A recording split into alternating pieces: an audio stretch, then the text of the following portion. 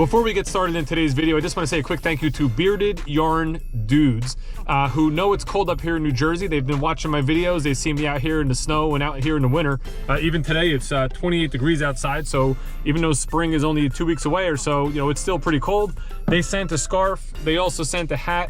Now, I'm not too big with hats because I don't like to mess up the hair, but in a survival situation, it'll definitely keep me warm. You know, it's the kind of thing I'll leave in the glove box of the car in case I get stranded out there one day in the cold. I really appreciate them sending this over. They make this sort of stuff themselves. They're into yarn, knitting, crocheting, all that sort of stuff. I don't know anything about yarn or anything like that, but I can tell you that this does seem to be a high quality piece here.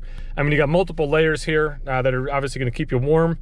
And you know, it's the right color, it's blue. So again, Bearded Yarn Dudes, David, thank you very much, I appreciate it.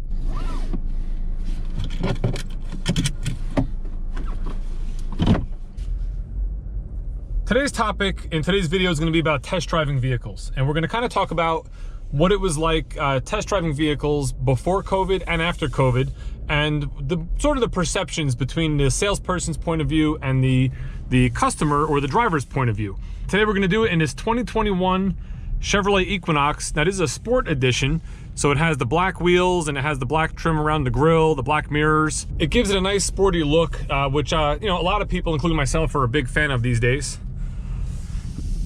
Now, normally we would test drive vehicles with clients. So for 15, 16 years of my career, I basically would sit in either the passenger seat or the back seat.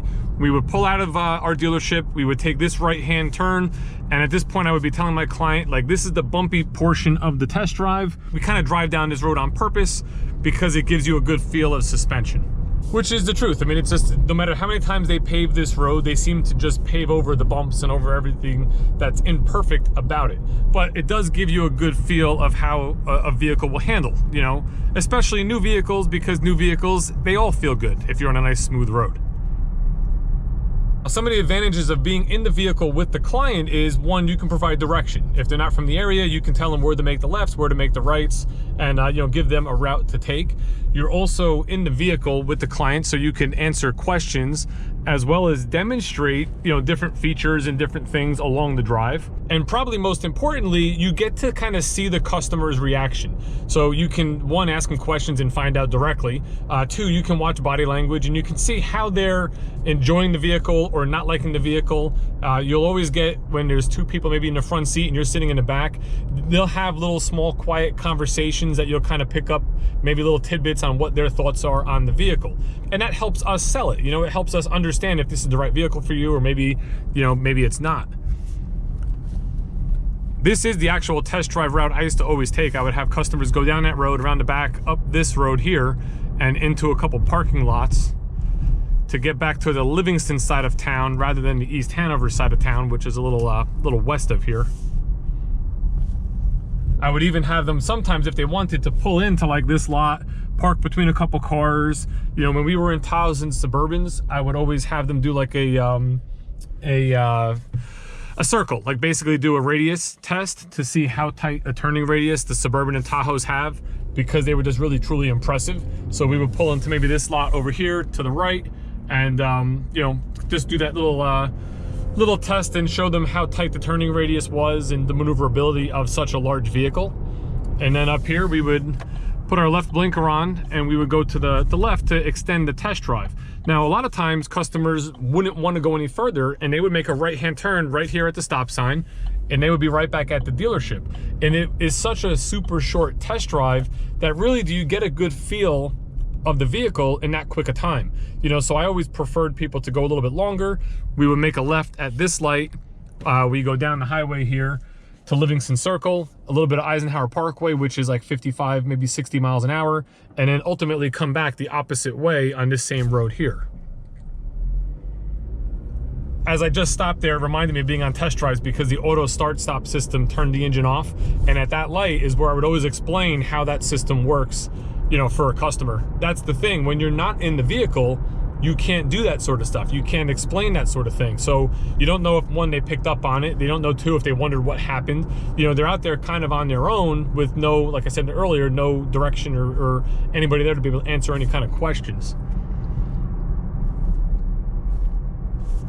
Once we would get to this light here, we bear to the right, And I would always tell my customers, like a broken record, literally every single time, this is a good place to kind of feel the acceleration of the vehicle. So you're slowing here to yield. There's never any traffic coming if you had the light. And now you can kind of get on the throttle a little bit and do a little acceleration test to kind of see how the vehicle handles. When I would do that with customers when I was in the car, they would never do it to the extreme that I wanted them to. Like in my mind, I want them to put their foot to the floor, really feel the power and understand how these engines, like in this Equinox, these 1.5 liter turbos really accelerate, because they are, you know, they're pretty impressive for what they are. You know, but when you're in the car as a salesperson, customers tend to drive a little more reserved. They're maybe not really being their self because you're in the vehicle. And that's one of the pluses, I think, of not being in a vehicle. So if we look at before COVID, I was in pretty much every single test drive. I was always on the road, and you know, I was always with the client. After COVID, we did not test drive with customers. So we basically take copies of license, we take phone number, put them in our system, put a plate on the vehicle, make sure they know the area where they know where to drive, and at that point we would send them on the road. This is another little junction point in my test drives here.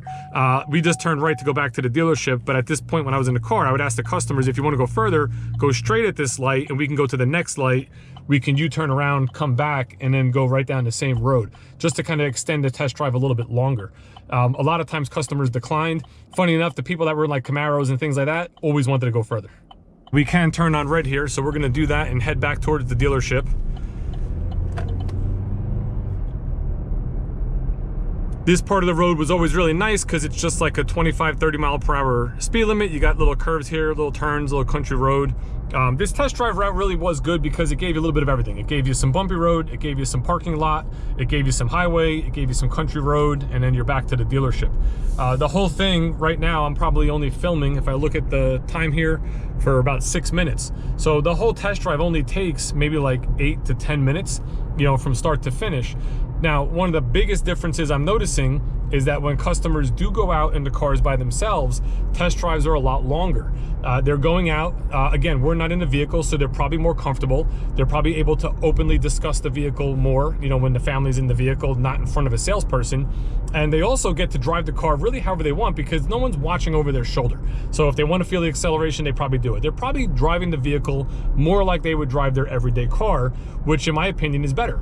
You know, it's better than the way it used to be. And that's really kind of what I've come to realize, that where I felt for 15, 16 years, the best thing for me to do was be in the vehicle to always sell, and do what I can do to make sure the customer knows all the features and sell and answer questions and do all that sort of stuff, that I needed to do that in order to sell or have a better chance to sell the vehicle. I'm finding that when customers test drive themselves, the results are pretty much the same. My closing ratios are the same. Like, it's not hurting me not being in the vehicle.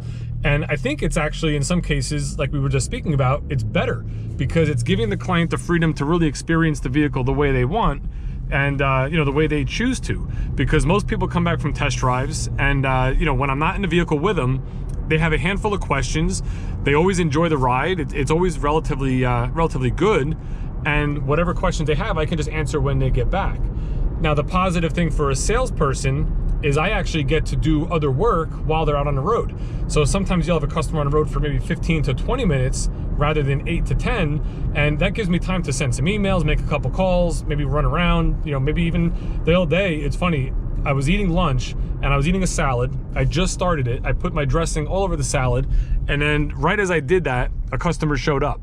So, you know, I don't know about you guys, but when you have a salad covered in dressing sitting in the fridge, by the time you get back there an hour or so later, it's going to be destroyed, completely soggy, and not really something you want to eat.